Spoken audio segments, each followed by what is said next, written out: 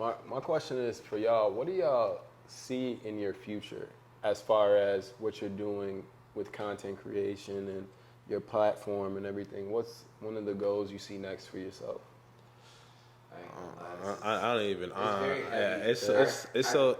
I feel like the more I learn myself, that's the only way.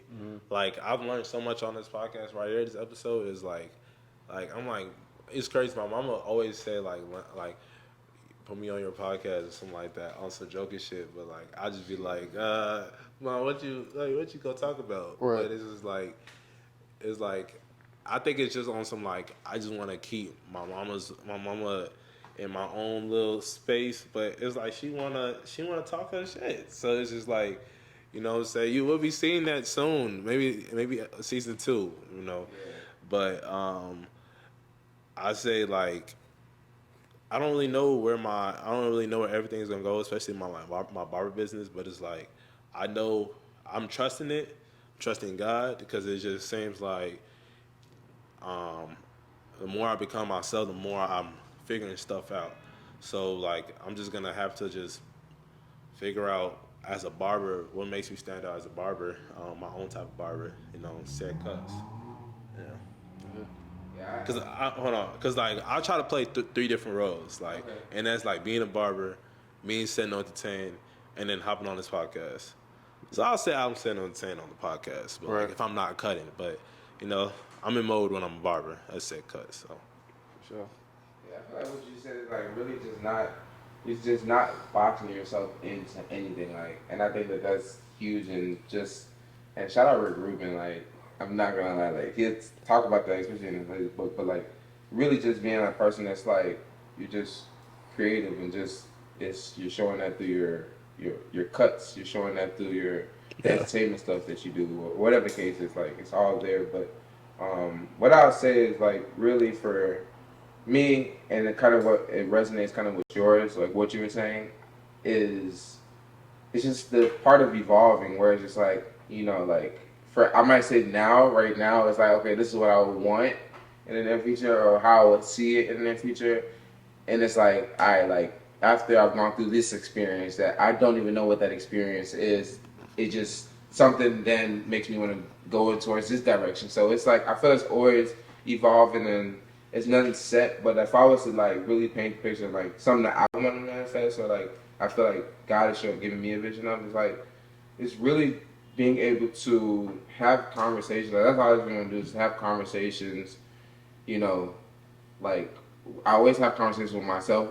You can call it crazy, but I feel like that's where It's not the crazy of talking to yourself. Yeah, I feel like that's why I can start with the best way. It's just like help me understand myself a lot better, and then that's what kind of really guides me, you know. And I do believe that we all have God within us, and that's like why I like to spend that time with myself alone. So it's like it's giving me the next steps to take.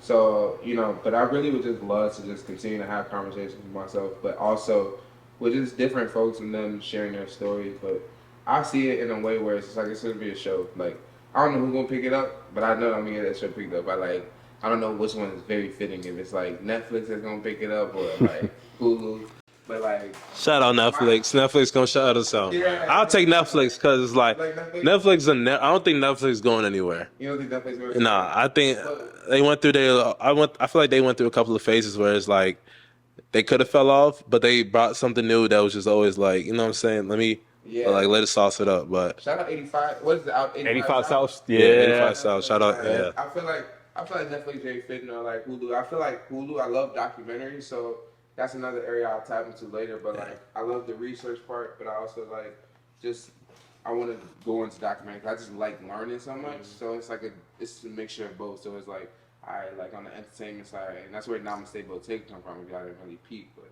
Namaste Bottega is like the house where it's like it's a production, so it's like we're gonna have different things within it, but essentially it's like I kind of just seen me being able to do that because I am a photographer, and it's like so I don't know which way it's going, but I will promise you that it's like you're gonna continue to see my face, you know, and stuff, but also you're gonna see my face and you're gonna see me behind the scenes, and you see me in the credits. Like I'll tell you that much. Like it's definitely different stuff. You gonna be up there, man. We all gonna be up there. Yeah, and we didn't have Femi Studio on there. Oh shit! Man, I felt like he said it. My bad, bro. No, like the TV part. We Nah, bro. You know the... what's crazy? I know it's gonna sound like kind of man, but like man, I would love to see myself acting in something. You know what I mean? Like I would love to act. Yeah, yeah. I don't. As far as like continuing to interview and like do stuff like that, I like that for myself too.